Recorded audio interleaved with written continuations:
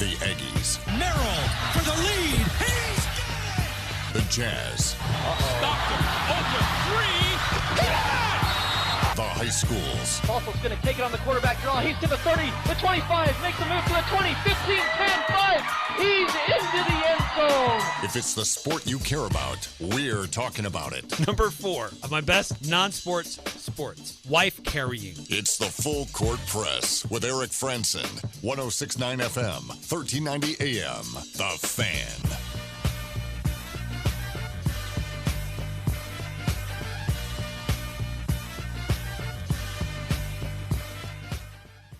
It was just time. I tried to, give voice to that, and it really isn't any more complicated than that as far as trying to look into a lot of different, reasons and things like that. I just felt like I got to a place where it was time. Wow. A new era for the Utah Jazz has begun. Well, at least will begin soon. Quin Snyder calling it quits over the weekend. How was your weekend? Holy cow. Definitely not short on topics today here on the Full Court Press. Thanks for tuning in. Joining us on a Monday. 106.9 FM, 1390 AM. Streaming online, 1069thefan.com. And on the 1069 The Fan mobile app. Got my friend Jason Walker hanging out with me today. How you doing, Jason? I'm doing pretty good. My weekend was also very exciting. Got very exciting really quick. I was getting all ready for the NBA Finals. Then all of a sudden I started forgetting about the NBA Finals. I don't know if you can guess why, but... Yes. Big news for Utah Jazz fans everywhere. And look, at the end of when the Jazz got bounced out of the playoffs, I said one of 3 guys will be gone by the start of next year, whether that's Quin Snyder, Donovan Mitchell, or Rudy Gobert. Quin Snyder is gone. Honestly, it could end up being 2 of the 3. True. And honestly, with some of the things Donovan Mitchell and his camp are putting out, it seems very possible that it could end up being 2 out of the 3. But obviously, you were right. One of them was going, and one of them is gone already. Crazy. So your reactions to the news that hit yesterday, Quin Snyder, Ryan Smith, Danny Ainge met with the media today. We'll hear from them a little bit here on the show today. Get your reactions to that. Were you surprised by the move? We'll throw out some of the names that are being discussed as potential candidates to replace Snyder. And where do the Jazz go from here? On top of that, there was a Game 2 in the NBA Finals, evening the series between Golden State and Boston. So we'll look at that briefly. And then Friday, I didn't really give it the time that it deserved to discuss the Utah State football team players, but on the Athlon Sports all-conference team, who was on the list, who was off the list, who got snubbed, who should have been higher on the list. So there's a couple different things that we'll look at there. Jason and I will take a look at that. But if you want to chime in on any of these topics, we'd love to hear from you. 435-339-0321 to chime in and join us. 2305 right at the top says, on the Doug Gottlieb show, they did not even talk about news of the day. Quin Snyder and the Utah Jazz. Must not be much of a national story, or they don't cover it. Wondering what you think. Yeah, I was listening to the Dan Patrick show in the morning. They mentioned it. Actually, mentioned it twice. They brought it up once, brought it up again. They seem to focus on the timing based on the fact that Quin Snyder wasn't going to be able to take the Lakers job. They were wondering why he's doing it now because the Lakers job is already filled, so why on earth is he stepping away now? It might be because Snyder's eyeing maybe the Spurs job.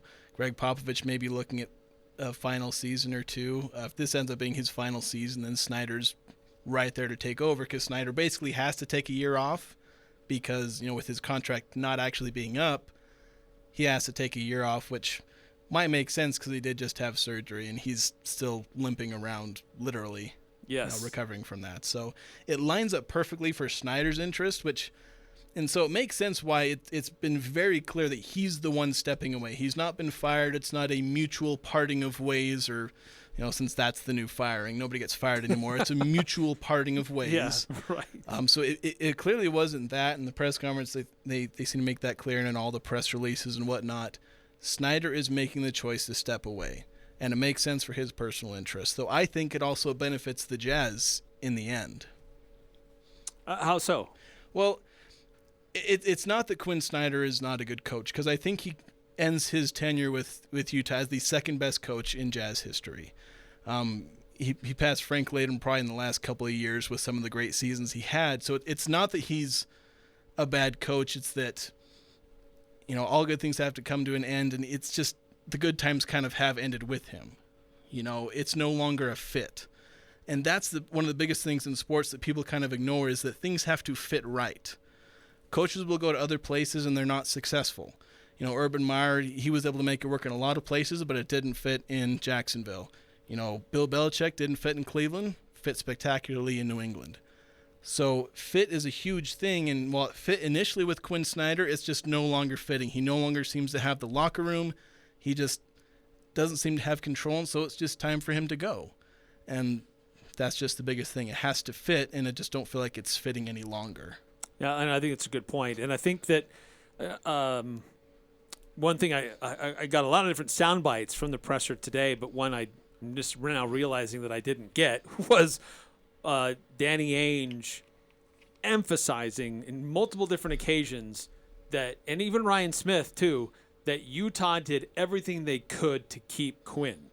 Like, they made multiple efforts to try to figure out a contract that would get him to stay here. In fact, almost making him one of the highest paid coaches. They didn't disclose amounts, but reports are that what they were dangling in front of Quinn to get him to stay would have made him one of the highest paid coaches in all of the NBA.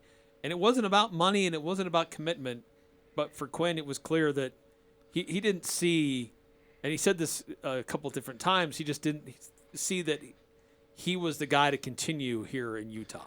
Yeah, and I think maybe if my pessimistic side may be showing when I say this, but I feel like there are things behind the scenes that are pushing him out, because, not things that are public, but, maybe he doesn't have as much control over player personnel as he wants, or maybe he doesn't see a great future for the Jazz, because right now it's looking like you could, possibly be losing Rudy Gobert.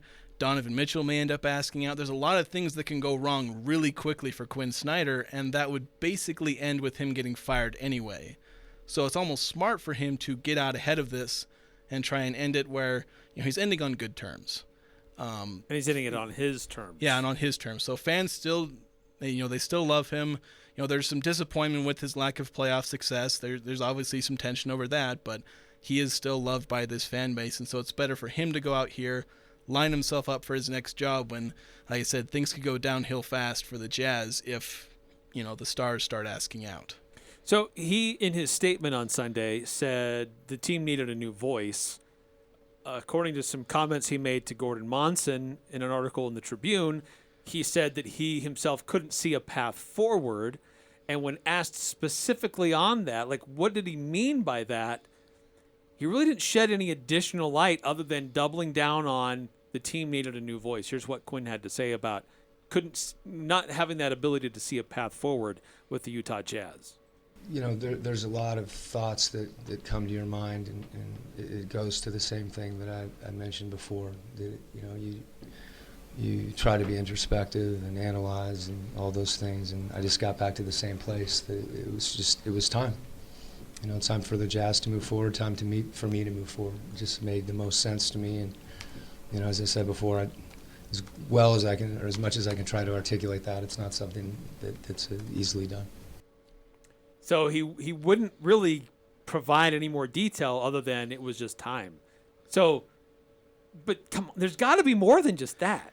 I think it comes back to him probably having lost the locker room. I don't know if it's so much that they disliked him. It's more that maybe he was just they're just complacency. They're not listening to him as much anymore. And so that's when you say it's time for a new voice, because sometimes it just comes to that. I mean, look at Boston. Brad Stevens, at one point, somebody seriously asked the question, if you were starting a franchise, would you rather have Brad Stevens or pick any NBA player? And people actually answered Brad Stevens in that case. So that's like Brad Stevens was God-level head coach. Yes. And then he gets kicked up the stairs, and Udoka comes in, and he's in the NBA Finals. Is Brad Stevens a bad coach? Heck no. But a new voice came in. He was able to kick him into gear, and things have worked out beautifully. And there are plenty of other examples. Mark Jackson with the Warriors won 47, then 51 games. Steve Kerr comes in, and, all of that happened. The last 8 years or however many it's been. The Raptors have had it happen to him. Even the Jazz, with Frank Layden, he was the winningest head coach. He, kind of steps into the front office, kind of similar to Brad Stevens in a way. And who do they replace him? It's one Gerald Eugene Sloan. So that's what happens there. Good coaches go out, and sometimes you just need a new voice, and sometimes it fits. Like I said, it comes back to fit. Things just click. It's kind of random. It doesn't always work. These situations don't always play out, but a lot of times it can. It's all over NBA history where good coaches go out, a different guy comes in, and just happens to have more success. It's true. That's a great point. 2305 on our Gilmore. I got to stop saying that. On our text line, our full court press text line. Quinn said, if the gloves don't fit, I must quit. Oh, that's cute. There you go. He's a poet. Yeah. Harkening back to some O.J. Simpson trial days right there. 6865 on our text line. Mountain West should go after NAU. NAU just got a $47 million state-of-the-art training facility that could elevate all NAU athletics.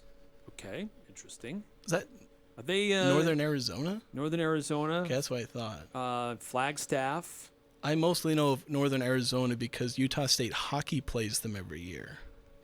And yeah, that's and they also had a head coaching candidate back when Utah State hired, I just forgot his name, John Ralston. One of the other candidates was from Northern Arizona. That's basically all I know about them. And I think they're the Lumberjacks too, I think. Yeah. So I know right. 3 things about Northern Arizona. They have a club hockey team. They once had a head coach who competed with John Ralston for the Utah State job, and they're the Lumberjacks. So I am an expert. Yes, now you know more things about them than I do. Mountain West expanding, I don't know if NAU makes the most sense. I mean, getting into the footprint of Arizona, fine, but it's hard to bigger expand. Markets would be better. It's hard to expand because there's a few teams that you could say, like there's New Mexico State. They have a decent basketball program, and they've had a couple of good years with football, but you got to consider a lot more things than just their one good team or, this or that. Yes. There's a lot to consider with expansion. Yeah, recruiting footprint, television market size, there's a lot, and I don't think NAU necessarily checks those boxes. Going back to Quin Snyder and the situation with him stepping down, one of the things that stood out to me in the presser today, by the way, if you want to go back and listen to the full press conference, I put it on our podcast feed, so you can go back and listen to it. It's about 25 minutes of Quinn, Ryan Smith, and Danny Ainge making some opening statements, fielding questions. But one of the things that stood out to me in the process or in the presser today was some of the comments from Danny Ainge. Here's a guy who has twice built a basketball team and found really good coaches that have gone to the NBA Finals. You could say, Brad Stevens had something to do with the team this year, but by and large, when you look at that roster that's in the NBA Finals right now for Boston, that's a roster that was put together by Danny Ainge. And he did it before with Paul Pierce and Ray Allen and Kevin Garnett. So he's done it multiple times, gotten teams to the NBA Finals and put rosters together twice to do that. So he's got experience about putting together high-level teams and finding good coaches. But this is a guy who stepped away from being a GM and is now kind of getting pulled into these kind of coaching searches once again. And I found it kind of interesting how he reacted to now being pulled into this coaching search once again. And the 2 comments on that I want to get. This is first, talk about it will be a thorough search and how he has been kind of thinking about other candidates that could potentially be the next head coach for the Utah Jazz. Now I'm in a position where haven't really been looking to the same extent for those coaches. There's a lot of names I know I'm familiar with in the coaching world, but this will be much different than the 2 previous ones and probably more thorough. He said he knew Doc, played with Doc, played against Doc, and as he was in television, he kind of got the chance to scout and get to know Doc Rivers in a different way. And then as with the Brad Stevens situation, he was regularly scouting players and assistants. It was just part of his routine. He's been out of that routine and will have to be thrust into it again to help the Utah Jazz find their next head coach. Yeah, the hardest part about building a championship team or winning a championship or anything like that, the hardest part is doing it again. Because you assume you know how to do it, but maybe it just kind of, again, things just kind of fall in place. You may have a part in that, and other times you just get lucky. And the thing is, once you start getting the reputation for having the magic touch or the Midas touch, whatever you want to call it, that's usually when you start losing it. Because, again, you think you know how to do it, but maybe there was something you didn't know, that worked. It's like making a sequel to a movie. You think you know how to make a great sequel, but maybe you just don't really know what made the first movie magical. So I guess the most encouraging part about that is that you mentioned Danny Ainge has done this twice. He's built 2 championship rosters. So he's done it again. So maybe he can do it a third time, but the Jazz might be in a bit more of a difficult situation than some of those Celtics teams. Because the biggest thing for the Jazz is draft capital, which with both of the championship teams he built, he had that. Yes. The Jazz don't. They could get it, but it would require bottoming out because you got to trade stuff to get good draft capital. Yes, that's true. And here's his other comment about some candidates that he's been thinking of, because he, to his credit, since the end of the regular season or since the end of the playoffs, at least started thinking about what if. And I think a good GM has to be thinking, what if the coach does decide to call it quits? What are my options? And so he's been thinking about this possibility for a few weeks. I've spent some time contemplating the possibility. Always have when I've been through coaching searches a couple times before. So I have my ideas, but we really haven't discussed it internally with the rest of the staff or with Ryan, and so I don't know the answer to that. I mean, I have a few, but I'm not sure I'd know them well enough to even give you their names, but it's a very beginning of the process. I'd like to spend some time with Quinn and get his ideas even before he goes away. That'd probably be wise. He goes away, he's going to ride into the sunset, retire in Europe, and again. Just going to completely disappear off the map. Certainly, I think that sounds like I want to talk to Quinn about his current staff and guys who used to be on his staff, because his input should be highly valued as to whether or not these guys are ready to take that next step, a.k.a. Alex Jensen, Johnny Bryant, maybe others. I think it means he didn't want to provide any names and make headlines. I think that's mainly the reason, because he probably has several names in his head. And in fact, the Athletic, their reporters, Shams and Tony Jones, working in tandem, I think there's 7 names on this list that they put out yesterday. Maybe there's more names, but Johnny Bryant, Alex Jensen are both on that list. The former Blazers coach, Terry Stotts. And there's a bunch of assistant coaches, Will Hardy, Adrian Griffin, Charles Lee, and Kevin Young.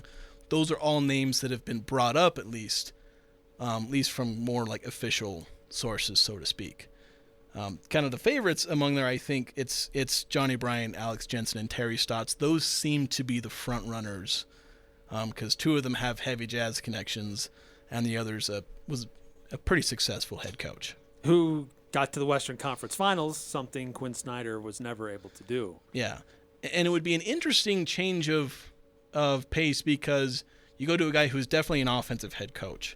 That was something he was really good at. So maybe that's kind of the thing you need with Donovan Mitchell, is maybe change of pace to an offensive head coach, somebody who has a good offensive system. Maybe that can unlock another gear for Donovan Mitchell.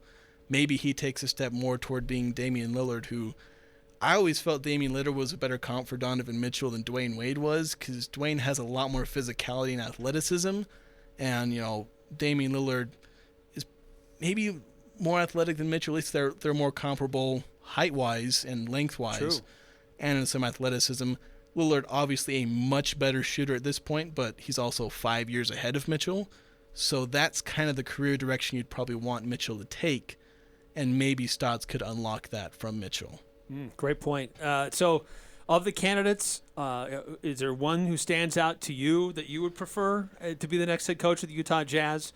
Your reaction to the news today, actually broke Sunday, but then they met with the media today about Quin Snyder stepping down. And what does that mean for the future of the Jazz? 435-339-0321.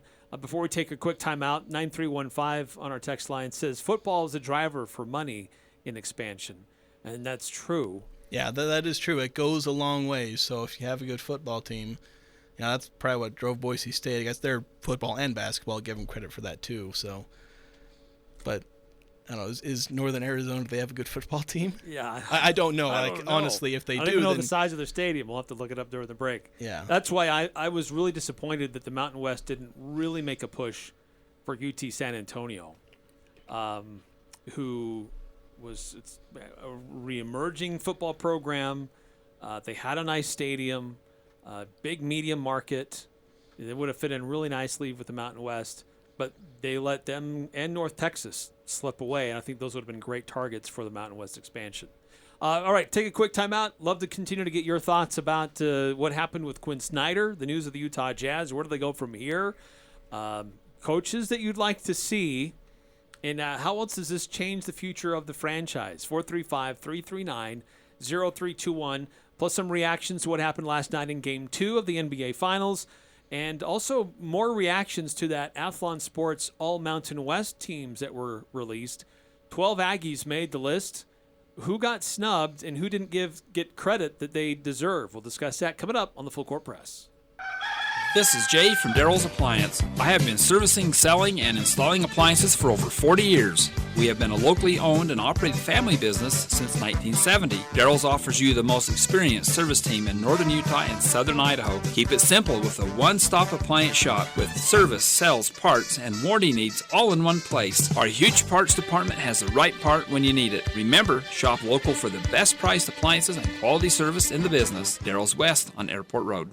Hi, I'm Jay Broadbent with Alpine Home Medical. I'd like to invite you to learn more about us. Since 1997, we've been Utah's premier one-stop shop for home medical equipment. What sets us apart at Alpine Home Medical is the superior level of customer service. We provide home oxygen, CPAPs, wheelchairs, scooters, breast pumps, and so much more. Come on down and get to know us. Alpine Home Medical, we bring wellness home. Visit alpinehomemedical.com. You lead a busy life. When do you have time to get your vehicle serviced? Valvoline Instant Oil Change in Logan can help. They're now open on Sundays to better serve you. If life is too hectic during the weekdays and Saturday is crazy like normal, go see them on Sunday. Get your oil changed and they'll also check other fluids and recharge your AC. Stay in your car while their trained pros service your vehicle. Valvoline Instant Oil Change. Open 7 days a week across from Angie's. Imagine your wedding day. Elegant, simple, yet stunning, stress-free. It's your day. It's all about you. Whether you're looking for small and simple or have a grander idea, the Riverwoods Conference Center will accommodate your every need. Choose the inside ballroom elegance or outside along the natural decor of the beautiful Logan River. A Riverwoods event planner will work personally with you to make sure your event is exactly how you've envisioned it. The Riverwoods Conference Center, where your happily ever after begins. Google Riverwoods Conference Center or call 750-5151. It's happened to us all. Red punch, nail polish, coffee or paint. This is Darryl with Northern Utah Chem Dry. What you don't realize is using your own methods can potentially lock in stains within the carpet. Chem Dry's patented stain removal solutions have successfully removed stains all over Cache Valley. If we can't get it out, no one can. So next time you spill, call Chem Dry of Northern Utah. Chem Dry of Northern Utah. Chem Dry of Northern Utah. 435-752-6100. Happy Father's Day from Birch Creek Golf Course. For Dad this Father's Day, choose Birch Creek. Our 10 9-hole punch passes are on sale, or get Dad a gift certificate that can be used for golf or golf lessons from our PGA teaching staff. Visit our virtual pro shop at birchcreekgolf.com for Dad this Father's Day and have your purchase mailed to you or Dad. So for Dad this Father's Day, I invite you to choose Birch Creek Golf Course in Smithfield. The Aggies are #1 here. The Full Court Press. Connect with us on Facebook, Twitter, and online at 1069thefan.com.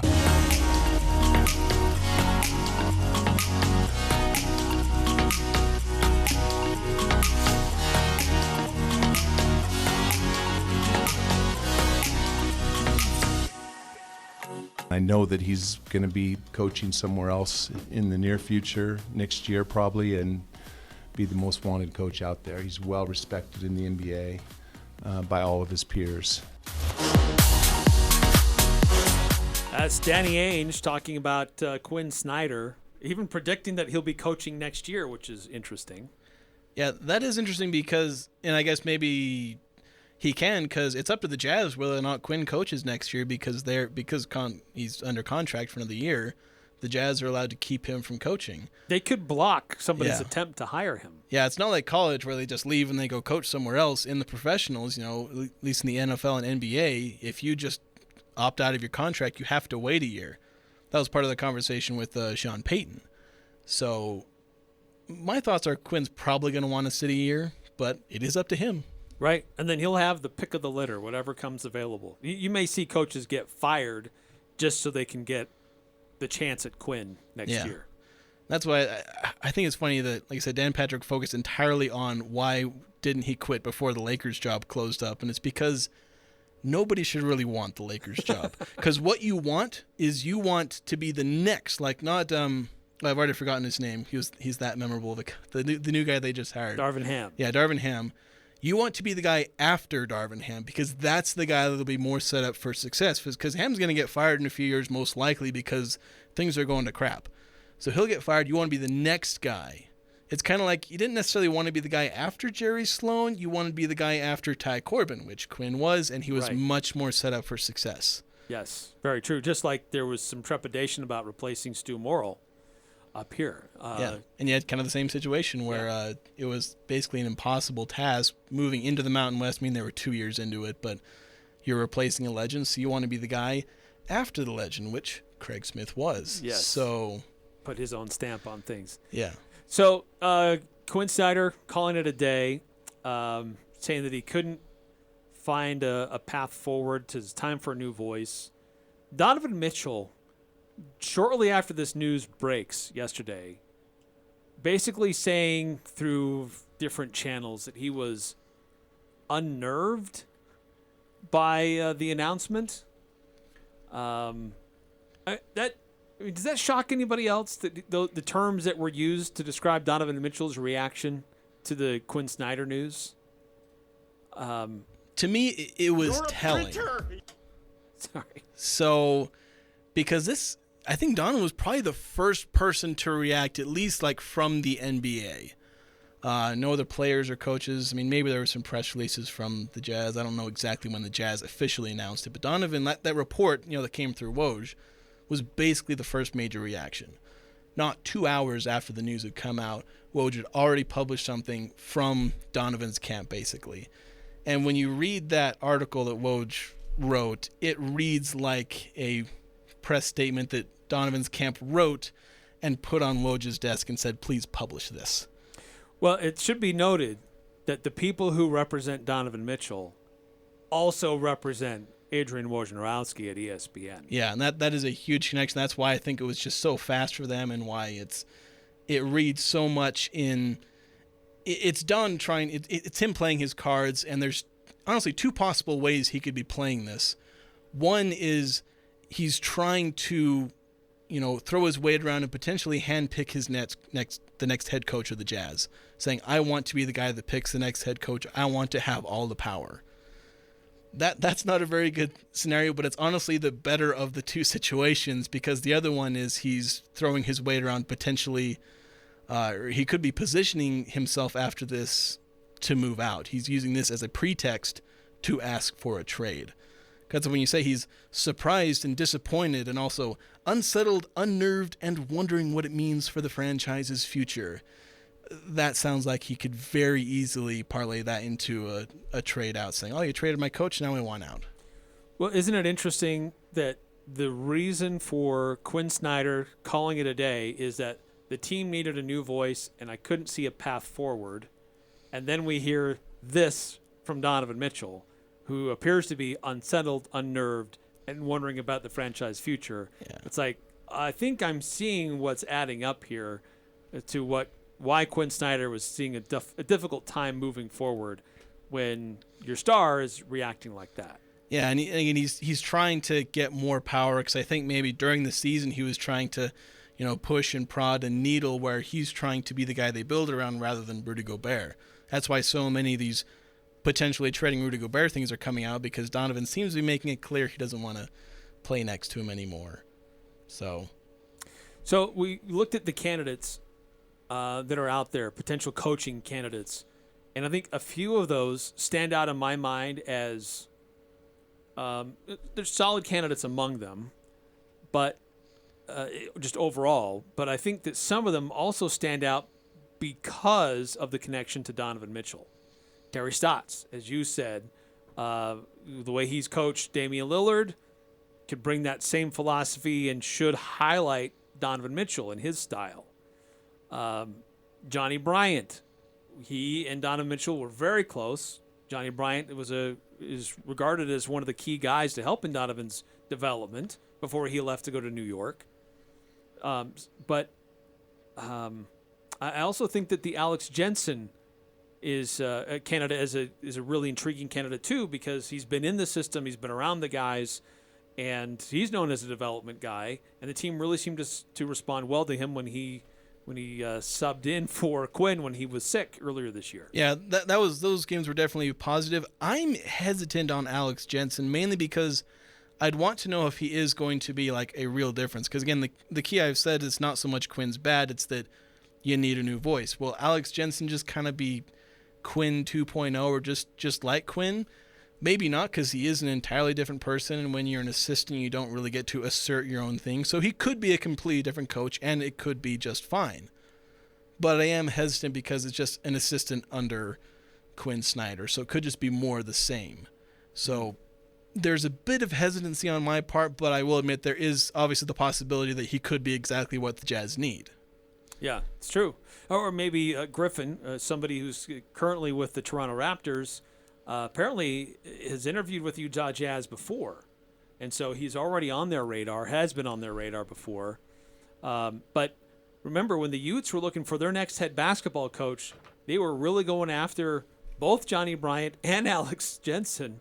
But Quin Snyder, he did whatever he could to keep Alex Jensen on his staff. Yeah, and it's possible that I think one of the big talking points was that maybe he was setting Alex Jensen up to replace him as head coach, or saying, you're going to get a head coaching job soon. Maybe not with the Jazz, because Johnny Bryant, he's going to end up with a head coaching gig sometime in the next 5 years, the Jazz or somebody else. And so like these guys, they're going to get head coaching jobs, and so maybe they didn't want to maybe take the step down to college when it wasn't necessary, because they were already on the fast track toward getting a head coaching job. Yeah, they had solid NBA resumes, and they were going to be head coaches sooner or later. Talking about the NBA, shifting away from Quin Snyder for a moment. Game 2 last night, Golden State, Boston, close first half. Golden State goes on a tear in the third, and unlike Game 1, where Boston rallied and made some differences, and they came back with a flurry in the fourth, Golden State was able to hold court and keep them at bay. What did you see are some of the bigger differences between Game 2 and Game 1, or just, look, it's Golden State. They got a lot of talent on that team. Well, I was about to say, when you're describing the game, I was like, we're talking about Game 2, right? Because it was Game 1. It was deja vu, because, like I said, first half it was close. I think Boston had a lead at the end of the first half in Game 1. And then big third quarter. And it really just came down to the fact that it's really hard to pull off those kind of comebacks again. In Boston, maybe it just felt like they ran out of gas, and maybe that comes down to experience. They don't quite know how to grind out a win in the NBA Finals, whereas the Warriors have been here time and time and time again. So, in Game 1, Boston was able to just kind of rally back, and they made a big push. They're an incredibly talented team, and incredibly talented teams can do that kind of thing. But there's a reason that kind of comeback has only ever happened once in NBA Finals history. So it wasn't surprising that it didn't happen again. And maybe this time the Warriors, they were paying attention to the things Boston did and were able to stop them. I mean, Al Horford had, how many points in Game 1? He had 2 in Game 2. Yeah, so 6 threes and didn't even attempt the three-point shot. Yeah, so they did a lot better job on him. And I think the mistake for the Celtics is in Game 1, they really struggled to guard Steph Curry. Like, they didn't really pay as much attention to him as they should have. there were several times where he got left wide open because they weren't treating him like Steph Curry should be treated. You don't ever leave him open. And there was one play where he walked into a wide open 3-point shot, off a make on the other end. He just walked up the court, shot a 3. You don't let Steph Curry do that. You let me do that on the pickup court. Right. So, and it happened again in game 2. They kept doing that. Steph Curry kept getting good looks because they just aren't treating him like Steph Curry needs to be treated. And it's frustrating because the Celtics have all the tools to guard the Warriors. They have incredible versatility, 1 through 5. They have guys off the bench that can defend really well. Like the one mediocre defender on their team is like Peyton Pritchard. And he's actually playing really good defense this series so far. He's being an absolute bulldog out there guarding, a lot of times Jordan Poole or Steph Curry or, their other guards. So they should be able to guard them really well, but they just aren't. I don't get it. Yeah, and I think that I think part of it too might be the fact that Golden State may have been a bit surprised with Boston's physicality and aggression in Game 1, and that they were getting away with it, and then they matched that, and they were the aggressors in Game 2, and took some of that away from Boston. And certainly it created some controversy. We in the second quarter saw the Jaylen Brown, Draymond Green fiasco out on the 3-point line. And there was debate. Was that should that have been the second technical on Draymond Green for what he did and how he acted, or do you let him play and keep the players in the game? But this is how Jaylen Brown described what went on and the aftermath of what took place out on the 3-point line in the second quarter. In that situation, Draymond fouled me on a 3, then put his legs on my head or whatever. I tried to get up, but that's what they're going to do. That's what he's going to do. He's going to try to muck the game up, try to raise their level of intensity. We got to raise ours. I felt like they got away with a lot tonight, but we got to come ready to play, come ready to meet that physicality on both ends. I'm just curious in that moment, back on the Draymond play, when you're kind of going back and forth with him, are you aware that he has one technical already? No, not really. I'm just trying to play basketball, and I feel like that was an illegal play. I feel like they could have called it, but they let it go in terms of a technical on either way. But I don't know what I'm supposed to do there. Like some guy, they got their legs on the top of your head, and then he tried to pull my pants down. I don't know what that was about, but that's what Draymond Green does. He'll do whatever it takes to win. He'll pull you, he'll grab you, he'll try to muck the game up, because that's what he does for their team. It's not nothing to be surprised about. Not nothing I'm surprised about. He raised his physicality to try to stop us, and we got to raise ours. I'm looking forward to the challenge. Okay, I do have to comment on the strength of Jaylen Brown's pants by the fact that Draymond just about pulled himself up completely using Jaylen Brown's pants, and they didn't come down at all. That's a tight waistband there. It's crazy. It was remarkable because I watched that was pretty insane. But yeah, it maybe should have been a technical. And I know one of the comments on the broadcast, I heard about it afterward because I tend to watch these games on mute because I don't like listening to the commentators. But apparently they said, maybe don't call it because it's the second technical and you got to be aware of that. And I'd say that's kind of bull crap. Either it is or it isn't. Yeah. I don't know why we have to weigh other considerations. It's either an illegal, aggressive foul, an illegal act, or it's not. Based on other circumstances of the game, I don't know why we take that into account. Yeah, it's like you see that in soccer too, where one player has a yellow and they make another foul. I say, well, that's not a second yellow card foul. Just like, in this case, it's not a second technical foul. Okay, there's no such thing as first and second technical fouls. There are technical fouls and everything else. Yes. So that's it's either a flagrant foul Yeah. or a technical foul or a common foul.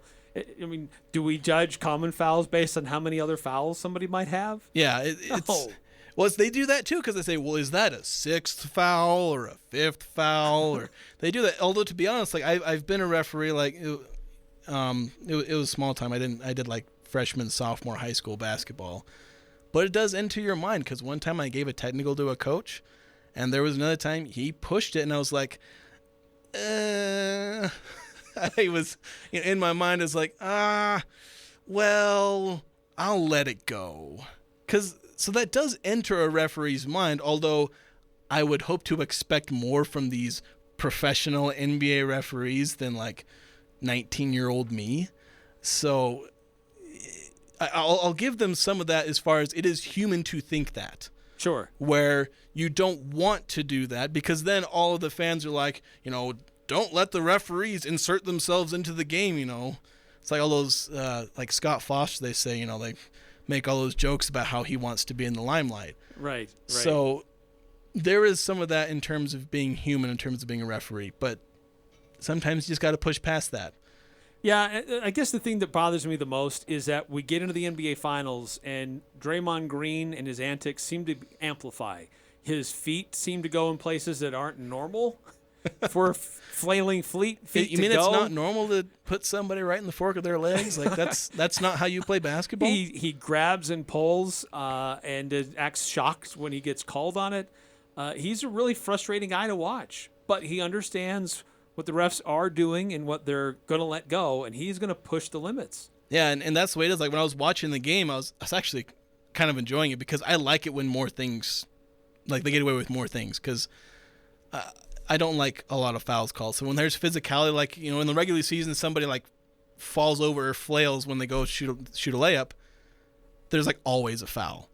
But I was watching this game and there are guys that are flying everywhere and no fouls are being called, and I kind of like that. I agree. Yeah. I prefer. Let him play. Yeah, but the downside is that's when Draymond Green says, ooh, starts rubbing his hands together. Playtime. He's like, all right, I'm going to start pulling people's pants down. I'm going to start flicking their ears and all just the little things that aren't really fouls, but they're incredibly annoying. You get up next to a player and you start, chest bumping him and just not letting him get away and just getting up in his space and all those little things that you start getting away with because they're letting everything go. Right, and unfortunately, the referees catch the reaction, not what instigated it. Yeah. And so that's also part of his shtick, is to get under your skin and get you to react. Yeah.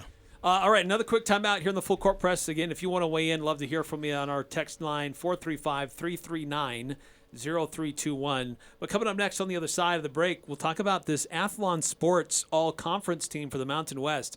Which Aggies got left off, who got the snub, or who didn't get recognized to the degree that they deserved to. So we'll take a look at that coming up next on the Full Court Press, 106.9 FM, 1390 AM. Also, just want to remind you about Valvoline Instant Oil Change. We are expected to get some really warm weather by the end of this week. And when it gets hot, that can be brutal on your vehicle. So check it and have the fine people at Valvoline Instant Oil Change take care of it at 695 North Main in Logan. Don't get caught without power to your home or business. This is Tyler with Golden Spike Electric. We offer Generac backup generators to keep your home or business warm, avoiding frozen pipes, loss of valuable food, or even a flooded basement. Golden Spike Electric is certified and factory trained, so you know it will be installed right and properly maintained. Contact Golden Spike Electric so you'll never be without power again. Online at gsegenerators.com. We also service other brands, Golden Spike Electric and Generac, power you can count on. Hi, this is James Stevens with White Pine Funeral Services. At White Pine, we value compassion, integrity, and service. We are committed to serving you and treating your family as our family. We will be here when you need us most, to listen, to help, and to provide exactly what your circumstances require. At White Pine, we promise to dedicate our time and attention to you and your family. We invite you to come by and meet us. We're confident you'll feel a difference. This is Dave Simmons for Les Olson Company.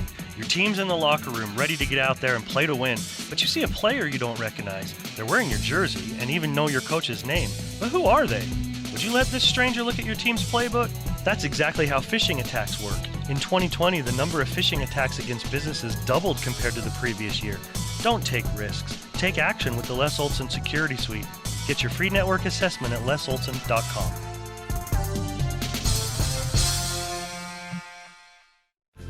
Cache Valley Bank's newest branch is now open in Preston.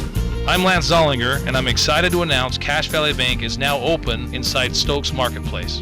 If you're an existing customer, you'll love the convenience. If you're not a customer, we'd love to have you open a new account with us. or even talk with us about a loan for your farm or business. Cache Valley Bank, a community bank where decisions are still made locally. Now open in Preston. Cache Valley Bank, member FDIC. Interviews, analysis, and a little bit of fun mixed in. The Full Court Press on Sports Talk Radio, 106.9 FM, 1390 AM. The Fan.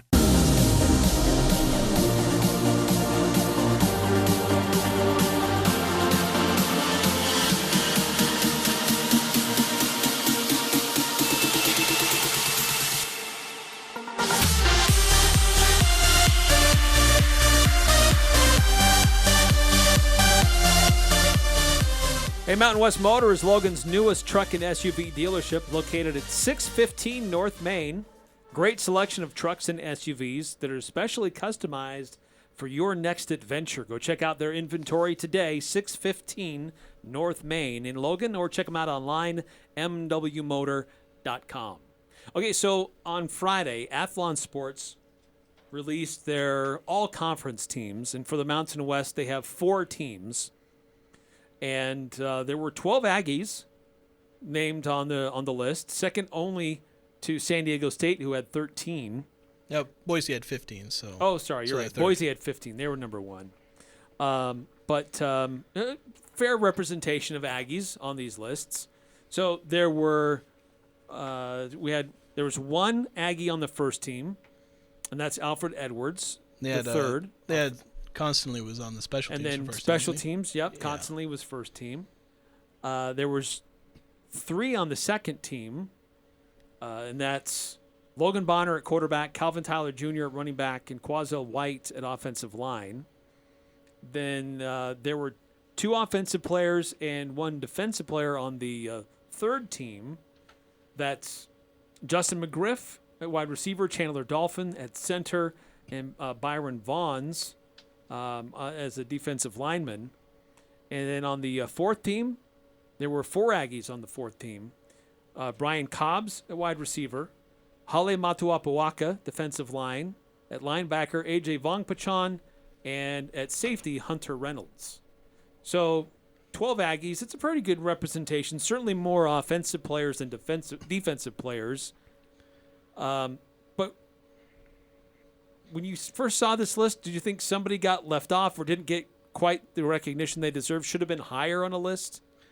So, like when I first saw the list and I saw everyone on, I thought, okay, that's probably about where everyone deserves to be. If you want to nitpick, you could probably move some guys up. You might be able to move some guys down. I don't think there are any bad snubs. There could be. I think there's we can at least 2 guys who probably could have made it on there. You might be able to argue for 1 or 2 guys to move up, but I think this is just about where Utah State is as far as what you can comfortably predict. I definitely think there's a lot of potential for Utah State to have some guys really move up there. The problem is a lot of their new playmakers and things like that are guys who, they're transfers or they're guys who are stepping into a bigger role where maybe you're not quite as comfortable sticking them really high on, preseason list like this. Yeah, I think the biggest one for me that stood out was Cobbs as a 4th teamer. But we saw him in practice here. Like we know what he looks like here, but the people at Athlon don't know that. I think he's going to be at least a 2nd teamer when this is all said and done in the Mountain West. But I think Johnny Carter's probably on that fringe, probably should have been recognized and wasn't.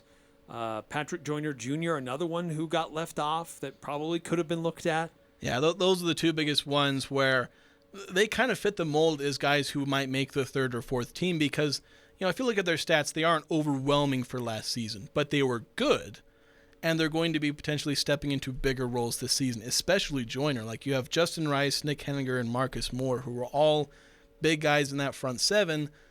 Joyner's the one of the top men to replace that production in the front 7 on the defensive line. So he's probably the bigger one for me because he's going to be the big guy. He had 7.5 tackles for loss, 3 sacks last year.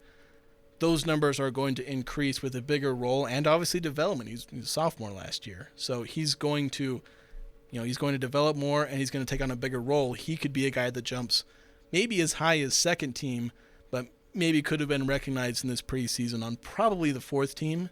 And like I said, Johnny Carter's another guy. He had 3 picks last season, and he might be getting more snaps this season, either maybe at cornerback or safety. So he could end up increasing his production, maybe end up on the end of season, All Mountain West. 9310 texting in, I don't think Quazell White's on the team anymore. I got to double check on that. That sounds familiar. I will double check on that. We'll find that out. That's awkward. It's on the team, and he's not even on he's on the Athlon team, All Mountain West first or second team, but he isn't even on the They might have done their research there because, I'm pretty sure the way they do this, I know Phil Steele, he just talks to a bunch of coaches because, how else are you going to learn about these guys? There's no film on any of them. So they talk to all the coaches and they kind of make, try and make judgments. And obviously they look into it because there's something available for a lot of these guys. But some returning production and things like that. How are you supposed to place Brian Cobbs? A lot of it is hype. And some of it is you have to watch him in spring practice, which how on earth are they going to get someone from Athlon down to Utah State spring practice?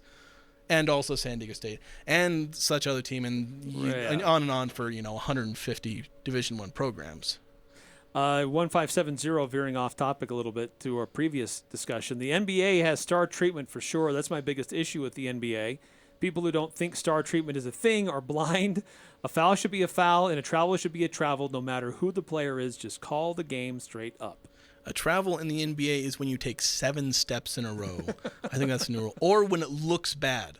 And honestly, from my experience as a ref, travels are so hard to call because you're just that looked like a travel. That can be bad. All right, another quick time out here in the Full Court Press with some additional thoughts. Stay with us. 106.9 FM, 1390 AM, The Fan.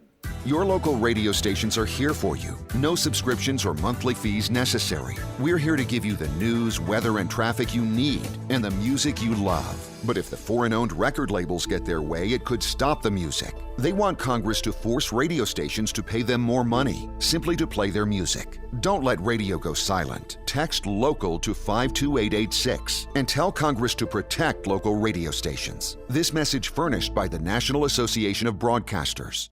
This is Ryan, My Mattress. I have a little bit of a bone to pick with online bed-in-a-box mattresses. If value is the combination of price and quality, these beds are not a good value. They cost about $1,000 and they last about 3 years. That's not a very good ratio. At My Mattress, you can get a $799 Sealy Posturepedic that will last you 10 plus years. The best value is at My Mattress. Isn't it time to sleep exceptionally? West Point Dairy Products at Hiram is hiring. West Point Dairy Products has been manufacturing high-quality butter for over 25 years in Cache Valley. They're currently expanding and want you on their growing team. West Point Dairy Products offers competitive wages for entry-level positions starting at $18 per hour, full benefit packages, double time on Sundays, a $2,000 sign-on bonus, and tremendous opportunities for growth. For immediate consideration, call Express Employment Professionals at 435-213-9595. It doesn't matter who you root for. The Full Court Press has all the high school sports covered. The Full Court Press. Connect with us on Facebook, Twitter, and online at 1069thefan.com.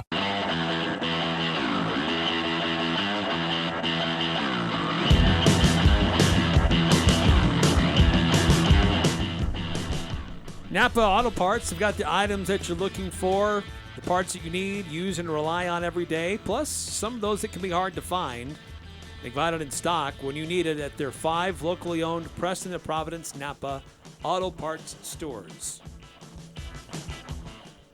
Busy show today, covering a lot of different topics. Yeah, there's almost not enough time. We cut down to an hour, and that wasn't enough just for today. I know. One thing that we haven't discussed, and we'll close the show out, this was a special moment that took place this past weekend. I don't understand a lot of what they say over the PA, but we'll let you catch the drift.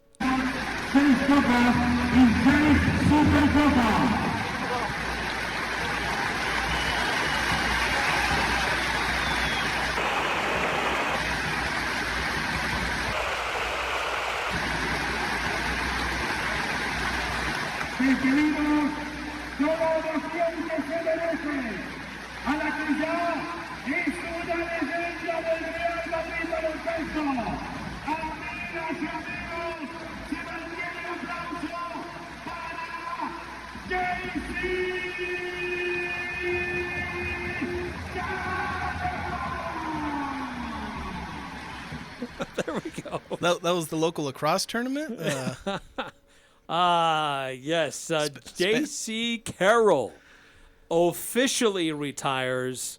Now, he's been in the area for a little while, for the last several months, but officially this weekend, spent time with Real Madrid, and there was a nice on-court ceremony where he was there with some members of his family and his team, and recognized for his many years of success with Real Madrid and playing professionally in Europe. Yeah, I believe I think 13 seasons in Europe, most of those with Real Madrid. I think I'm trying to do math here. I'm looking at all the different rows, and that's, I think, 8. No, it's really confusing looking at international stats because there's like multiple seasons on different rows or same seasons on different rows. But long Europe career and obviously a great college career. I'm Dan Patrick, and this is Above the Noise. By now, it's no secret the Warriors revolve around Steph Curry. He's a 2-time MVP, a talented scorer, and a tendency to show up in big games. But he didn't shoot particularly well last night, but still contributed 29 points, made some big shots in the third quarter. Golden State struggled to get any offense going in the first half, but Curry's play was just enough to keep the Warriors within striking distance. The second half was a different story. Golden State outscored the Celtics by 21 in the third, and then when the team needed somebody to put the game away, Curry delivered at both ends. After 8 All-Star appearances, 3 titles, 2 scoring titles, there's no doubt Curry is one of the best players of all time. With such a vocal leader in Draymond Green, Curry's leadership is often overlooked. But Curry's performance last night is proof that there's a lot more that goes into leading a team than just being the most vocal player on the floor. I'm Dan Patrick, and this is Above the Noise.